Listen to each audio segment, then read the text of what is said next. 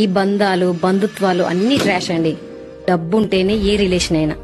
నీ దగ్గర డబ్బు లేదని తెలిసిన మరుక్షణం నీ నీడ కూడా నిన్ను వదిలేసిపోతుంది. వెలుతురు లేని చోట నీడెలా ఉంటుంది? కానీ ఎవడైతే ఈ చీకటిని గెలిచి బయటకు వస్తాడో వాడు చాలా పవర్ఫుల్ గా ఉంటాడు. బర్నింగ్ డిజైర్ తో ఎదుగుతాడు. అప్పుడు వస్తారు ఈ బంధువులందరూ చెరువు నిండితే వచ్చే కప్పల్లాగా.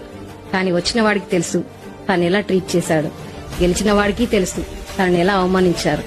అలాంటప్పుడు ఆ రిలేషన్ ప్యూర్ గా ఎలా ఉంటుందండి? అస్సలు ఉండదు. అయినా అప్పుడప్పుడు డబ్బు లేని తనకు కూడా మంచిదే లేదు. అడుగులు తడబడనీయకు, అరే అలసట చెంతకు చేరకు, బిగిసిన పిడికిలి విడవకు, తల రాతను మార్చుకు బదలకు. నీ అడుగులు తడబడనీయకు, అరే అలసట చెంతకు చేరకు, బిగిసిన పిడికిలి విడవకు, తల రాతను మార్చుకు బదలకు. అవమానం ఎదురొస్తే ఎదిరించి నిలవాలి, నీ ఆకలి తీర్చేసే ఆగమ్యం చేరాలి. విజయం బానిస కావాలి, విజేతగా నువ్వు నిలవాలి. మన అని మంచి చేస్తూ పోతే కిరీటం పెట్టి ఊరేగిస్తారనుకున్నావా? నువ్వు చేస్తే నీ నెత్తిన రూపాయి పెట్టడానికి కూడా 1000 లెక్కలేస్తారు.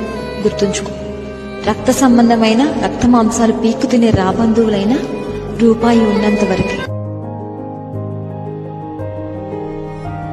ధైర్యంగా సత్యాన్ని చెప్పేవాడుకుంటే ప్రశాంతత, అలవోకగా అబద్ధం చెప్పేవాడుకుండదు.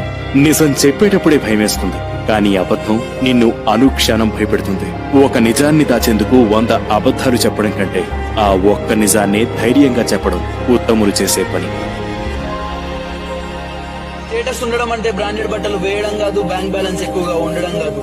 ఎవడి స్థాయికి తగ్గట్టు వాడు కష్టపడి సంపాదించిన రూపాయిని రుబాబుగా ఖర్చు పెట్టే ప్రతి ఒక్కడు స్టేటస్ ఉన్నోడే మిత్రమా. మహాకవి శ్రీశ్రీ చెప్పినట్టు ఒక్క విషయం గుర్తుపెట్టు, న్యాయం గెలుస్తుందన్న మాట నిజమే కాని గెలిచేదంతా న్యాయం కాదు. ప్రతిసారి గెలిచేదంతా న్యాయమే అయితే మన చరిత్ర ఇలా రక్తంతో రాయబడేది కాదు బాస్. ఈ లోకానికి నిజం మీద నమ్మకం లేదు, నిజాయితీకి విలువ లేదు. అయినా సరే మంచితనాన్ని వదలదు, ఎందుకంటే అది నీ ఆత్మకున్న అసలైన ఐడెంటిటీ. ఈ రోజు నువ్వు నడిచే మార్గంలో ఒంటరితనం ఉండదు, కానీ ఒంటరితనం బలహీనత కాదు, అదే నీ మార్గం. జీవితం అనేది ఒక యుద్ధం.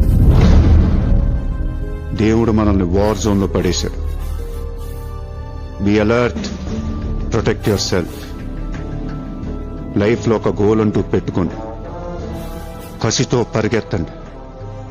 పాడాలనుకుంటే కసిగా పాడేయండి, చదవాలనుకుంటే కసిగా చదివేయండి.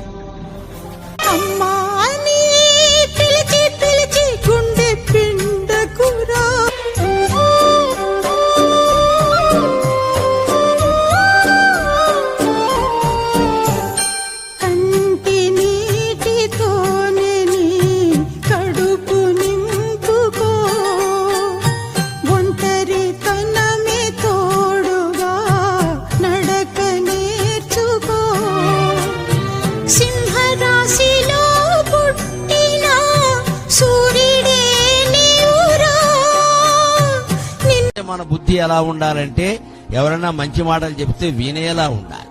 పొరపాటు జరగచ్చు, ఎవరి చేతిలోనే జరుగుతాయి. తప్పులు చేయడం మానవ సహజం. చేసిన తప్పు దిద్దుకోవడం మహాత్ముల లక్షణం. తప్పు చేసి చేయలేదని వారించడం మూర్ఖత్వం. తాను చేసిన తప్పును ఎదుటివాది మీద రుద్దేయడం రాజకీయం. ఆ స్థితిలోకి వెళ్ళకూడదు. అంత దుర్మార్గం మనం కాకూడదు.